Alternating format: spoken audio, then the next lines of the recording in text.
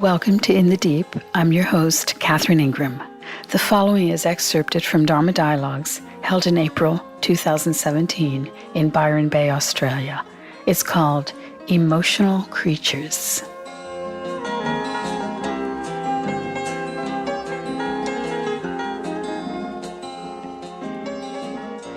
Typically, for most people, when there's a dramatic weather event, such as a cyclone, and it produces all kinds of weathery kinds of havoc, there's a surrender that comes. You kind of, you don't fight the weather. It's sort of a pointless exercise. There's a surrender that naturally comes when you're confronted with weather. Things get canceled, you change plans, everybody understands, there's nothing much to discuss about it. But not so with a lot of other things that are also out of our control, but that we fight. All kinds of things, little and big, all through the day.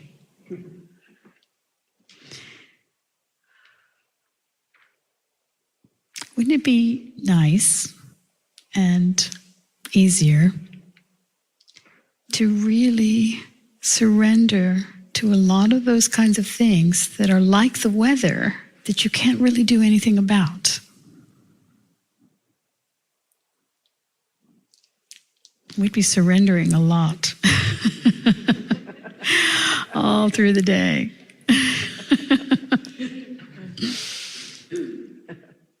And one of the things we'd be surrendering to that would be very, very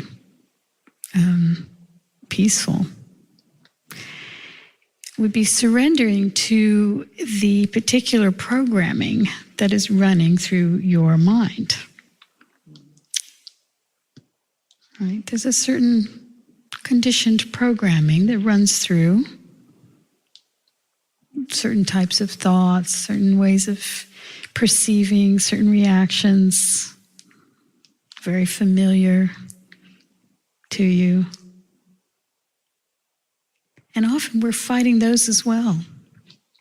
What if you just surrendered to that too? You said, okay, it's a little boring at this point, this conditioned program, this big long story. I often call it, the soap opera of me. But fighting it, wishing it were different, thinking something's wrong with you, thinking somehow you shouldn't be as you are. What a cruelty, really, to oneself. And again, pointless, like the weather. No point in battling it.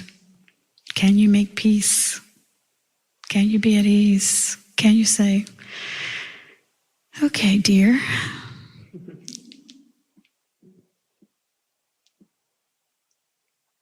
just as you are, and thereby discover a much deeper peace.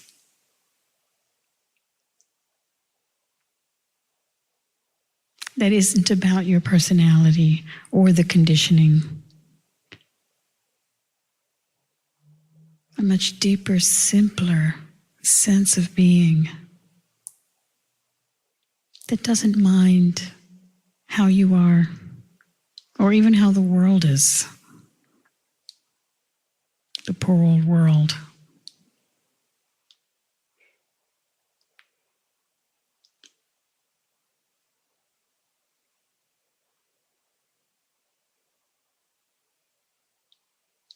And then certain types of reactions or thoughts or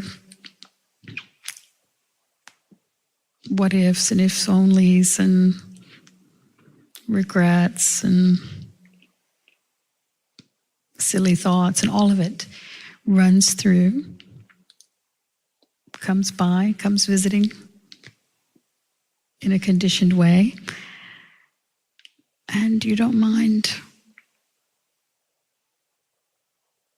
You keep sinking into this deeper, sweeter sense of being.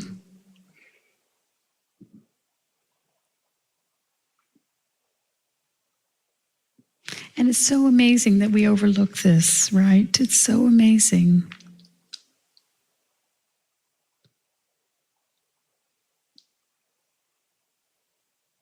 That this lovely experience of our lives, this very precious taste, is somehow the thing we often overlook.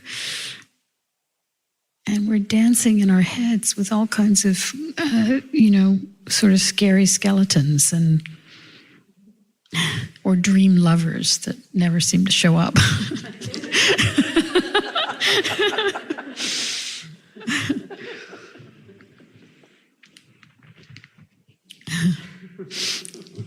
Still hoping.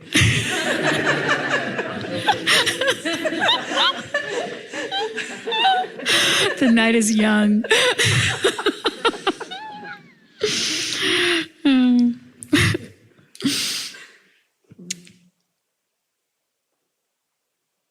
And meanwhile, the feast is here, offered by existence, that you get to experience in your precious life. You get to experience this as frequently, as often, as much as you want.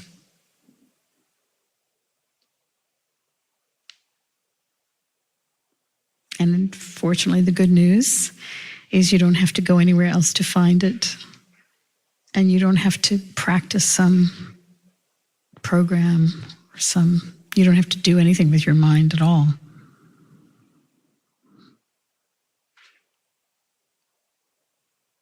So in this evening, we're just going to be hanging out in that simplicity of being, in these deep, quiet waters. And your thoughts are like these drops of rain that we're hearing, coming and going and not needing to be, or can even be, controlled.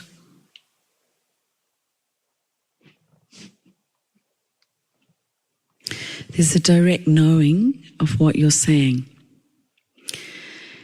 And yet it's quite, it kind of, there's moments where the desire, the force can be so great. There's this, like when you're speaking and we're in this room, no problem. Yes, get this. Mm-hmm. But it's also really curious how, when you know this, and yet the resisting or the fight or the desire, it's got such a powerful momentum, like thunder, or, there's such a power to it. Mm-hmm. And for me, it's very physical. It's like there's a process. It's almost like I get images of icebergs, being ripped away. Mm-hmm. It's a bit dramatic. You know what I'm saying? Yeah. Yeah, but I think I just want to bring that in,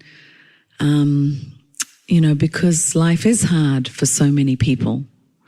And that surrendering is sometimes incredibly painful. I don't know what else to say, but yeah. And there feels like there's you navigate through quite a density to kind of dissolve. It dissolves, but when you bring the teaching in, but it's also really powerful. That force, it's like a force. Yeah. That fight or the desire or wanting it different to how it is. Yeah. Right, but that's very painful. And that's really painful. Yeah. Yeah. And one starts to, recognize how painful that is after a point, Right.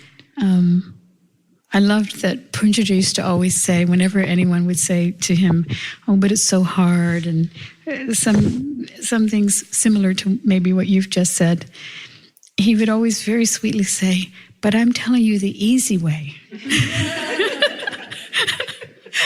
This is the easy way. And there's a process. There seems the appearance of a process of, like the other night, I'm coming to you, and I feel like there's profound shifts and awakenings and remembering and confirmation. And then I just cracked up inside. I had the biggest cry.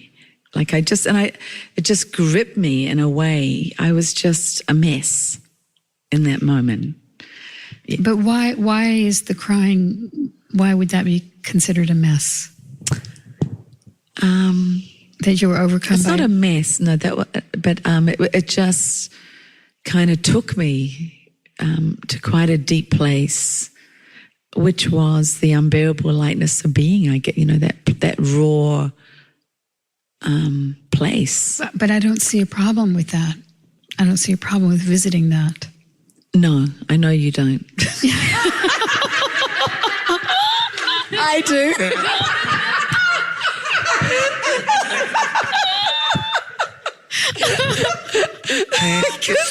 You didn't talk about this aspect when you came here. But I know it sounded so lovely. Like I'm suffering. But the thing is that if there's a sense that whatever is arising is welcome and is coming on its own, right? So sometimes we are overcome by emotions. Sometimes we are overcome by grief, right? Yeah. And to really just let those tears flow and also experience directly the silence in which is occurring, which also one can observe or experience directly. Yeah. So, then you're really free to, you can hold on to it in case you have anything else to say. I just cry now. It's welcome. Then you're really free to experience whatever comes through. But it comes through, I like to say, like a thunderstorm in an open sky. It comes. It was like thunder splits. Yes, and I even have an interview that was titled that someone interviewed me, and that's what we called the interview, a thunderstorm in an open sky. That anything is welcome. And actually, when you're sitting in that quiet, when you're sitting in that depth of being, you feel things very profoundly. I sometimes wonder if, I don't have any idea that this is the case. I just wonder if sometimes people stay in the more shallow waters all the time in order to avoid the depth of feeling, in order to avoid feeling things profoundly and intensely, right? Because when you wake up at this level, you share joys, right? You exponentially share joys with others. You feel their joy, but you also feel their pain. Yes. And you feel the pain of the sorrows of the world as well. You do feel it, right? But then there is this, as I always say, this coexisting awareness of quiet that is handling it, that isn't even, that isn't shaken by it, that is just witnessing in a way, not in a detached way, but there's a way in which there's this deep acknowledgement that such as it is, right? Such as it is, just like that Cyclone Debbie, So practically, when the thunderstorm comes, just really practical, and you're really feeling tremendous grief pouring through. You're also holding the space around, or not holding, but your attention is also aware of the space around as you're fully giving yourself to the grief. Yes, in a way. Exactly. Yeah. That's what's been happening. Yes. But I think what it does is it touches a personal mythology in me of something's wrong. There's a and that's. But if I take that label off, it's just is that. Exactly. And that's fine. Right. But it's just interesting how, it's what you were talking about the other day about one thing happens in the brain and then it kind of attaches to another cluster and another cluster. Right. You know, and Yeah. so I think that's where the doubt or the hook, you know, something happens in that. But you can make experiments with this Yeah.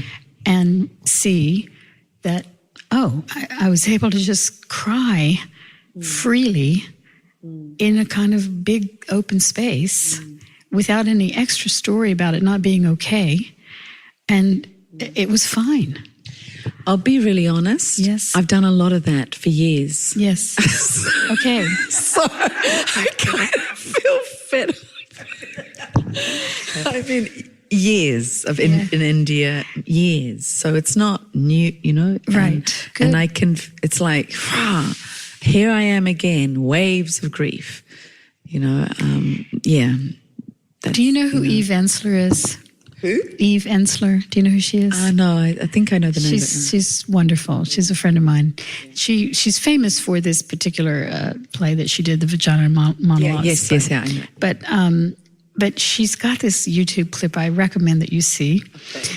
It's short. It's a poem that she sort of performed, and it's called "I Am an Emotional Creature." And it's fantastic, you know, and it's just, she is an emotional creature, and you are probably an emotional creature. Yes. Not everyone is, right? Yeah. And it doesn't mean that they're necessarily repressing their emotions if they're not. Yeah. Some are just not as emotional, but you maybe are. Mm-hmm. And okay, that's how it is, right? Yeah. And just say, okay, it's fabulous, right? It's beautiful. Own it, right? It's wonderful. And then you manage it. And and part of this awareness is that you know when something's being overindulged into, you know, just sort of morbid wallowing, right? You start to really track that. Yeah. And it's not that you have to beat yourself up about it. It's just that you don't need to needlessly suffer, you know, that you don't need to kind of extend the suffering, extend the crying jag. Right? Yeah. I mean, I was driving to Lismore to help clean up, and at Clunes I opened the paper and saw heard about the mother holding her babies, and all that happened was tears, you know. Yes. So I don't know if that's indulgent. It just that was a response in the moment, you know. So it's hard to watch the news without tears in your eyes these days, or any days. And it's curious because one of the twins, I would say he's highly empathetic. One of your boys. One of the boys, yeah. And sometimes I have concerns because I feel like he picks up on everything, and that's such. Wonder where you got that. Wonder where you got it. Yeah.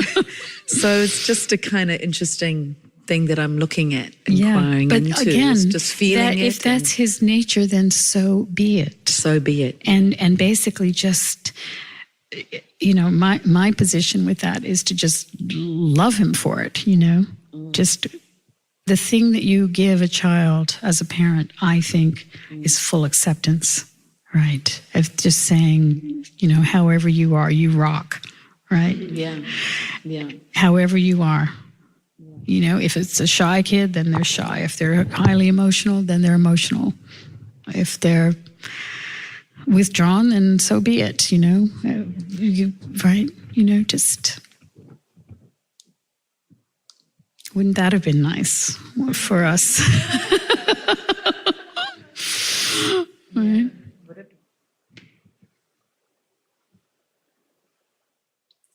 Yeah, I see the conditioning that I'm supposed to feel a certain way, and sometimes I act in the way that I've been conditioned, and then I go, why? You know, I don't have to do that. It's and I don't, you know, I'm finding over time I'm getting less imprisoned by the conditioning, but it's taking a while. It's taking time, but Yeah, and through all the things that are happening to me, I feel surprised at how happy I can be, and I'm just really grateful for that as well, It's such a great discovery, isn't it? In that you've lost so much in this last phase. You've lost a lot, and these moments of happiness that are arising that are not based on having of those wonderful things that some of which you still have in your life, but that you have lost a lot, and to really find that. It's like the old spiritual cliche, that the important things of life are not things, right? There's just a sort of presence there that is totally fine. Yeah, good. Yes. Not affected, and I just go, yeah. And I remember I remember stumbling on that when I was about 17. And I got myself into some trouble, and I was really scared because I had some people who wanted to, kill me. And I remember just suddenly, I was just felt this peace that didn't make any sense, it lasted for about 4 or 5 months, and I could see the people around me sort of change towards me in a way, sort of thing, and then it seemed to sort of go off, and then I became normal, neurotic, and all those lovely qualities, and I always wondered what that was, and I wondered if it was something that happens to everyone, when they're 17 or 18, if they, like a peace sort of just descends on you and you just go out. But I couldn't work out where it had gone. But it was always there. I just put everything else on top of it again, Yeah. But it's great that you have, first of all, that you had that experience as a touchstone, as a kind of memory, as something that was possible, and that in this phase now, where again you are at the point of loss and of the reliance on a lot of things that you had in place for your happiness and your sense of well-being are not there. So then you have to find it in a much deeper place, There's a line that I like that you'll appreciate, I think. It's a Zen line. Now that my house has burned down, I have a much better view of the moon. Yes. That's cool. So it's not to always be having to reframe everything, but to really come to a deep and honest assessment of what gives you a sense of well-being. Right. Yeah. And I noticed that, what you were saying about the struggling with things that are out of our control.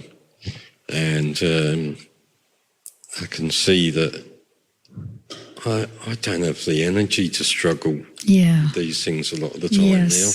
Yes. And brilliant, yeah. They seem to just sort themselves out anyway, and probably I'd have made a right mess of it if I'd have tried to, get involved. Sort of thing. Yeah, no, it's really true that there comes a point where you're just weary of suffering, your crazy mind, your crazy impulses, your wishing things were different, your battle with reality. You get tired. Yes. And that's a very good moment, is when you get tired of it. Yeah. Thank you. You're welcome.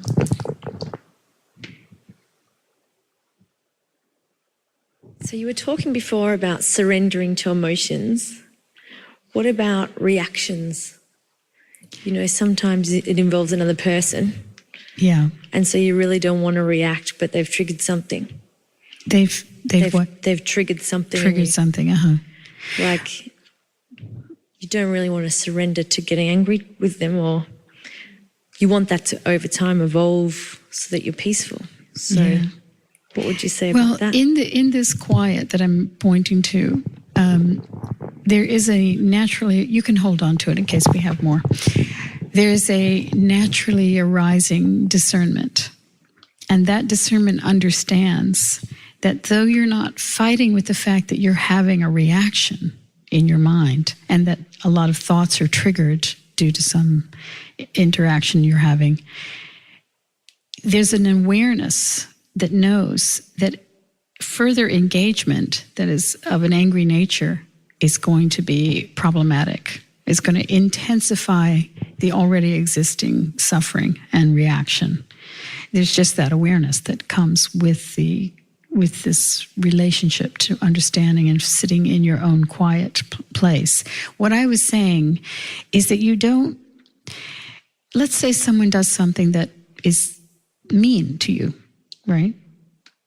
You perceive that they're doing it to you. Maybe they're just acting out their nature. But in any case, you feel put upon. You feel put upon by their behavior, and now you're having these feelings, these thoughts, these reactions, and a kind of maybe a palpitation of your heart and your nervous system. That's all natural, and so be it. You're having this reaction, but there's a big gap between having that reaction and you taking revenge, right? Sometimes it doesn't feel like. Well, there really is. You can have all kinds of, grumbles arise. And that's what I'm saying, that we're humans and we're conditioned. We're highly conditioned. You don't have to have a battle and a big transformation project of your own mind stream, right? But you also don't have to be at the effect of, it doesn't have to dictate your behavior and your words. It really doesn't. And the more that you're okay with how it is and your own patterning, the more space you have around it to discern clearly when it is time to speak. Sometimes there are moments that you have to speak up, but a lot of times you can let things go, right? And that all feels fine. So just to be clear, I'm not saying surrender to your crazy impulses that are going to mess up your life. I'm saying there is a recognition of conditioning, and as the conditioning rolls through, you're not fighting with the conditioning, but you're also very, very discerning about what you're going to be acting on. Yeah, well, I'll give you an example. Okay. So I might be going through my day and I'm completely happy, having a great day.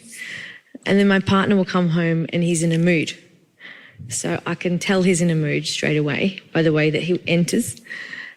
So I'll be like, right, he's in a mood, just, stay calm, stay happy. And he'll say something like grumpy, and I'll manage to stay calm, stay happy. But then he'll say a few more things, and I can only stay calm, stay happy for a certain amount of time before it gets to me. And Yeah. I feel like this is not fair. Like, I was in a great mood before. I was happy in my little bubble. Yeah. And now you've come in, and after a few different grumpy things he said, now I'm getting annoyed. So and then I'll react. Oh, okay. You react by saying things back or saying... Yeah, then I just can't help myself. And how frequently does this happen?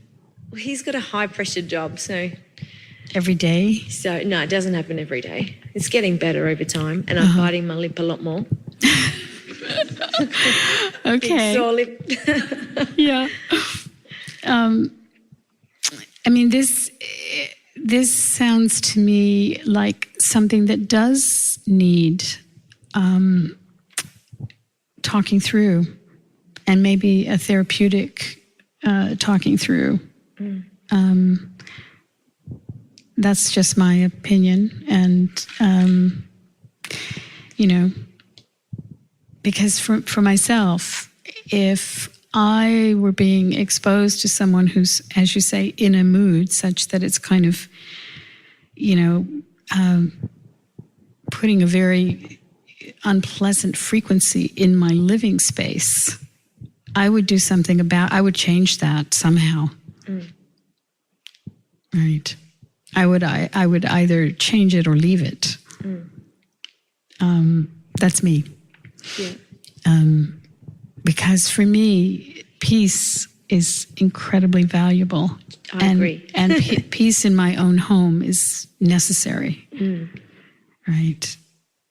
I mean, one can't expect to have peace out in the world because there's just a lot of madness and a lot of sorrow. There's a lot of what Eckhart Tolle calls the pain body operating and wreaking havoc. But in one's own home, at the very least, right? If there's any way you can do anything about it, then that's the place to make sure your home is like a temple. Yeah, I agree. Yeah. You know? It's easy to be peaceful when you're by yourself. Yes. Right. There's no one there to irritate you in any way. Well, especially if someone is being, irritating.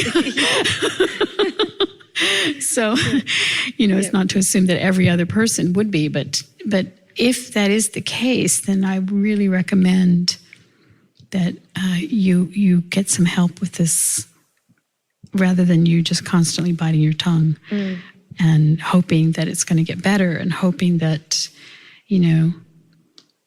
Well, it's hard to know what part you're causing and what part, if you're causing it, if it will be there. I don't know. Yeah. Okay. Well, I'm taking you at your story that you're having a lovely time and in a good mood. Yeah, generally. And feeling happy.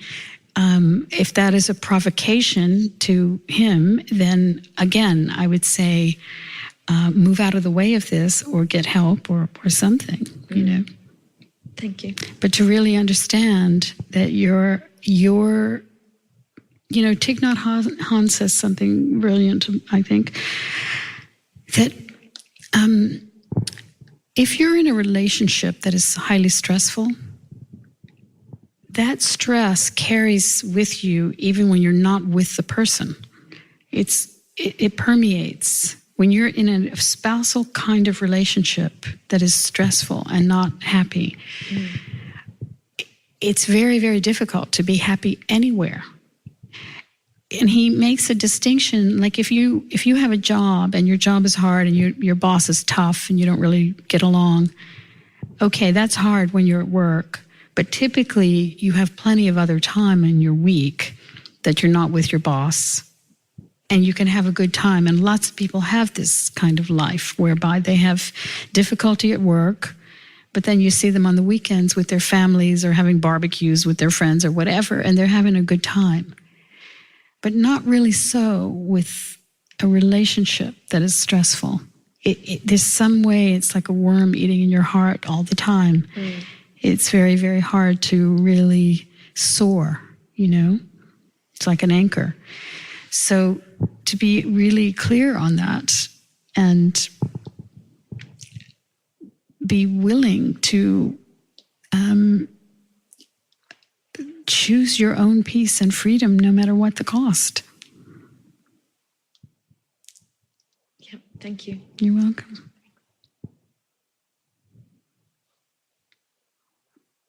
Hi, Catherine. Hi. It's lovely to be here. I feel like I've been listening to you.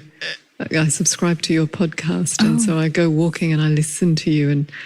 And do you live here in Byron? Or? I live in Brisbane. In Brisbane. Oh, did you come from Brisbane for this evening? I came down to visit some friends and realised that Thursday night was your night, so I rushed over to Temple Byron. So it's lovely to be here with you.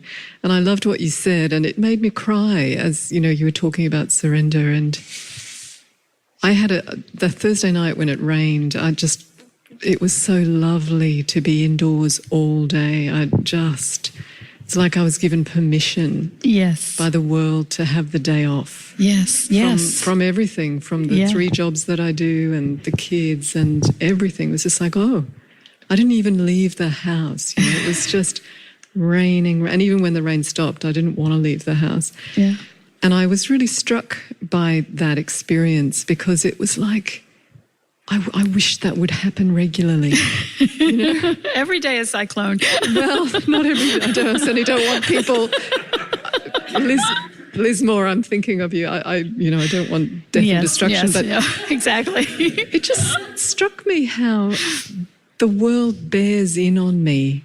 And, when you talk about surrender, I found that day it was so easy to surrender, and we just stayed indoors, and I think I baked and all of these lovely things that you do when I feel that the world isn't bearing down on me, expecting something from me.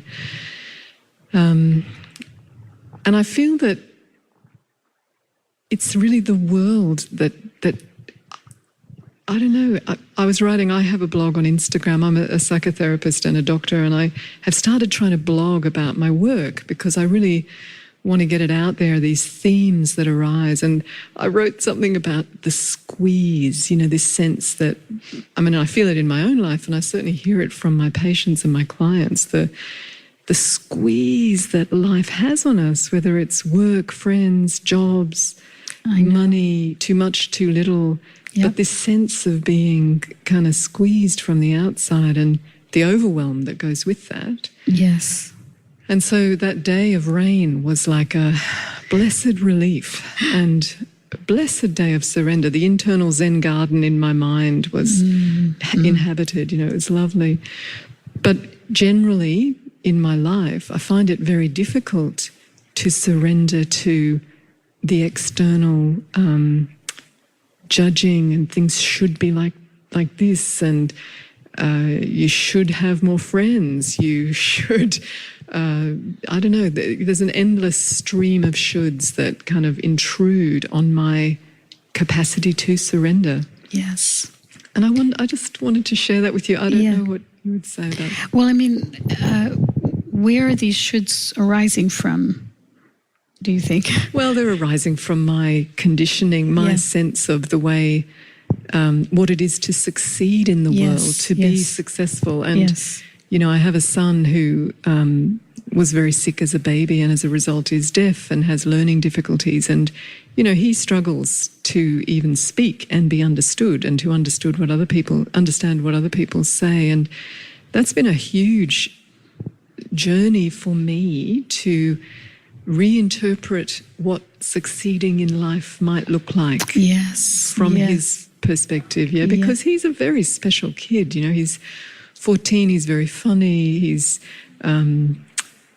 he has difficulty with language, in and out, no doubt about it, but he's got a cochlear implant, he can hear quite well, he's a very interesting kid, but in the school system it's a problem. And we're constantly, failing maths and all this sort of stuff. And he got a D for his maths test and came home and said, "Oh, Mum, it's not good. I got a D and a C minus." And I went, "High five! Well done! That's great." Yes. It's just a D. You considered it a success. I've considered it a huge success. Yes. Absolutely. Yes. Yeah. Yes. Well, all that I'm hearing in your description here is, the only thing I could think to say to tweak a bit is challenging your own conditioning that is driving all this activity, all the shoulds, to really give yourself more of those kinds of days, to really put them in, and to, one of my closest friends, she said this at a retreat many years ago, nearly 20 years ago. She'd had a best-selling New York Times best-selling book at the time. She's since actually had another one, but anyway, at that time she'd only had one. And she's been very, very driven by voices in her head, a lot to do with conditioning from her parents. And she had this memory in the retreat that her father had said to her when she had the New York Times bestseller, he said, "But it was only on for 5 days." Right. Yeah, well, that rings, I mean, that's certainly the conditioning that I come from as well, where you're a doctor, but when are you going to be a neurosurgeon? Yes, And, yes, all that exactly. stuff. So, I mean, So to the degree one takes on those voices, and of course it's strong conditioning, let's face it, but it's really good to challenge it and to make experiments whereby you're not doing the thing you're supposed to do in the should of your mind, You're not, ticking off all those boxes. You're not getting the thing done that is pressuring you. You're being kind of a slacker sometimes. See, that's making me anxious just listening to you say that. Yeah. Well, the type A personality that's hearing this, if you're hearing it through that personality stream, of course, but I'm speaking to another part of you. Yeah, and there is that part of me. And, I started reading Donna Orange, who's a very interesting woman, and she talks about, the life lived for the other. And the first time I read that, I had a real response to it of, oh my God. And then I thought, yeah, that really speaks to me. Like and I feel tearful when I talk about this, but it is like I'm called to live a life for the other. Yeah. And that can be quite beautiful as long as you are being taken care of as well. Exactly. And so that is a really key point, that often people who are sort of caretakers and do get pleasure out of being caretakers overlook that you have to also take care of the caretaker. So that is a component. Again, it comes in discernment that sits quietly and knows without, beyond a shadow of a doubt, that in order for you to really function beautifully, to really be in your highest magnanimity, to be the most generous and clear, you have to have plenty of filling up your own well, whatever that may mean to you. If it means having a day at home and baking, pies, or, taking your son on a walk, or whatever it is, whatever your version of time out of time looks like. Yeah, it's like, there's an internal compass that tells me what's good, and then there's an external compass that pulls that north away. Right. That's how it feels. And there are lovely times when I feel that I'm really on track with, this is what I need to do, and I'm okay, and we're okay, and Leo's okay the way he is. And within, like on a day like Thursday, within our house, everything's okay. Yeah. And then it's like the north gets pulled away. The compass gets distorted. And we do live in a time where things are being sped up in every direction, exponentially, the expectation of response, the amount of information flooding in, the demands on our attention, the demands to keep up. The amount of maths. The amount of maths you have to learn. Yes, Yeah. right. Yes. And new technology, and constantly, no sooner get one thing handled, but it requires an upgrade. And do you do the upgrade, and that breaks something else? And, and That's right. and it's just, it's a swirl of to do that A we're, never-ending swirl of yes. to do. Yeah. And so it takes an act of will, really, to step out of it, and also to really challenge it. It's good to have this conversation with you.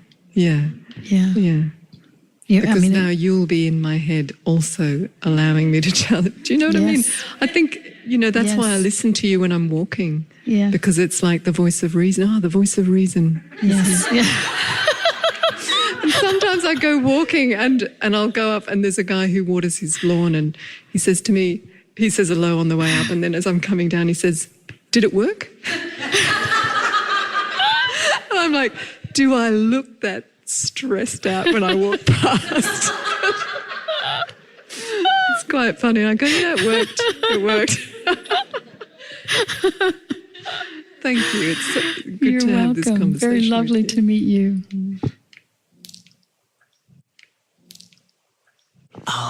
I I'm 18. I'm still in high school in Bali. And I'm just curious, sort of to do with surrender, I have a lot of projects. And some of them I've made commitments to people that I will complete. And some sometimes don't feel right. Some are difficult. I mean, even school itself, like whether or not I want, yeah. Basically, 8 months ago, I decided to leave the school that I was going to, which I was about to graduate, and go to a totally different one in Bali, basically. And so that was one form of, I guess, like freeing myself from something. But I don't know. I'm just curious what your opinion is on the discernment of the stuff that you should follow through on, and even if maybe you've made a commitment to something. It has to do, if you've made a commitment, you have to weigh off how much, like if you've made a commitment and you don't really feel like doing it, and you don't really feel it's your business to be doing it. Let's say there's that starts to arise in your awareness. But then you have to weigh off how much trouble is it to other people that you're not going to come fulfill your commitment, because that has a blowback if you back out and you leave them all dangling, and now they're upset, and that has consequences, that has cost. So you do sort of a cost-benefit analysis. And what that teaches you as you go is it makes you much more careful about what things you do commit to. And so you try to commit as best you can. You can't be a seer of the future, but you try to only commit to what you can accomplish, and leaving yourself a little wiggle room that there may be things that you did commit to that at some point you realize, I just can't do it. I simply can't, right? For whatever reason. And it might be that the truth in your heart is demanding you don't do it.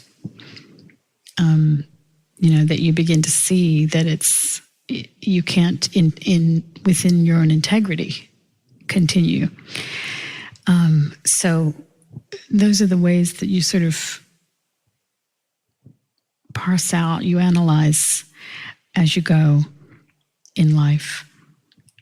And I think, of course, when you're young, you have a ton of energy, right? So you can envision doing lots of things. You can have a lot of balls in the air, and maybe you can keep them all going, right? But what also happens as you go, as you get older, is you start to become more realistic about how much you can do well, right? How many of these balls you can actually juggle well and not have a lot of them dropping around. So those are the kinds of insights that just come with making the experiment, right? But I really appreciate that you're asking that question. A lot of people don't even have that wondering about keeping their commitments. A lot of people who are even older, a lot older, So it's it's beautiful that you have that understanding already. Thank you. Yeah. Yeah. One more is, when do you find it, the play between keeping integrity to yourself and integrity to other people? Would you speak on that at all? I'm going to quote Gandhi. He said, "My commitment is to truth, not to consistency." Get that? My commitment is to truth, not to consistency. So sometimes there's been an assumption, or there's been some promise of something, right? Or sometimes you change your mind about something, right? That you have an opinion, you see it one way at one point, but then more information comes in and you change your position. It's a kind of violence, the way that people stay committed to consistency when truth is going the other direction, right? We see on the earth is plagued by belief systems that are just completely ridiculous and, mad and violent. And yet people are indoctrinated in them and will not budge on it. And, we see the cost of that. So, with regard to, again, coming back to how that plays out in human relationships, in relationships with friends and family and people, it's very good to be sensitive to keeping your word, showing up when you've agreed to the best of your ability, and to know that there may be times, there may be circumstances. I'll tell you one in my own life. Many years ago, I got involved in this project, which was an alternative UN.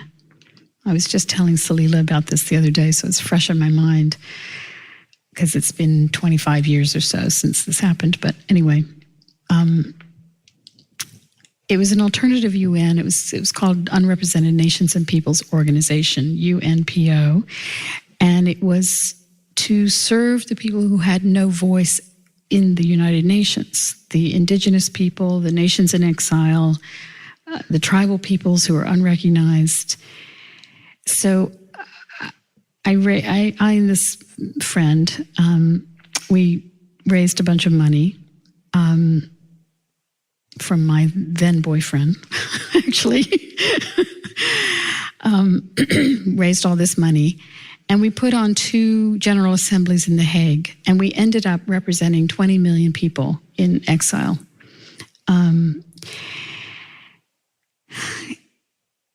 I was involved for, I think, a year and a half or so, probably more like 2 years if you count all the fundraising and all the efforts at first. But after that point, I realized I can't do this anymore. It was just no longer true for me. I was just dreading going into the office, and I felt dead inside with it. And even though it was an incredibly good thing to do, and it certainly was a kind of cool thing to do, and it sounded good when people asked you what you did, all those things, I had to walk away from it. I had to just say, I can't continue this. So there are times like that in life, where you just, you have to live with you. You have to be with you at night and sleep with you. So if there's a whispering in your heart that is saying, I feel out of alignment, then there's no peace. It's like I was saying about having a spouse or a kind of relationship that is stressful, or then you just have no peace. And if you're in a circumstance in your life, and we all know this, don't we? Something that's just, you're just not playing it straight inside. It's like a thorn in your shoe, and you just, at a certain point, truth wins out, stops the compromise. And one gets very courageous in that. You start to rely on your own lion-heartedness. And you start to rely on the fact that,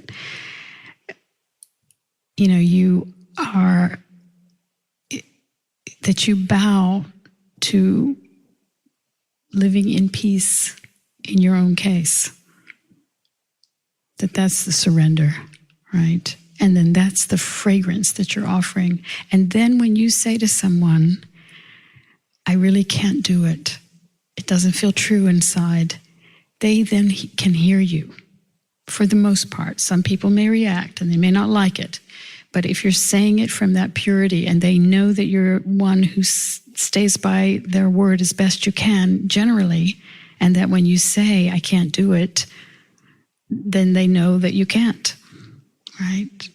Just as you know when someone who you trust and who you know is basically a servant of the greater good, when they say to you something that you find disappointing, some part of you also bows to it, right?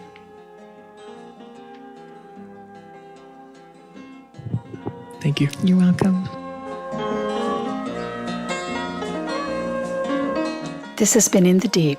You can find the entire list of In the Deep podcasts at katherineingram.com, where you can also book a private session by phone or Skype, see the schedule for Dharma Dialogues and retreats, or make a tax-deductible donation in support of this work. Till next time.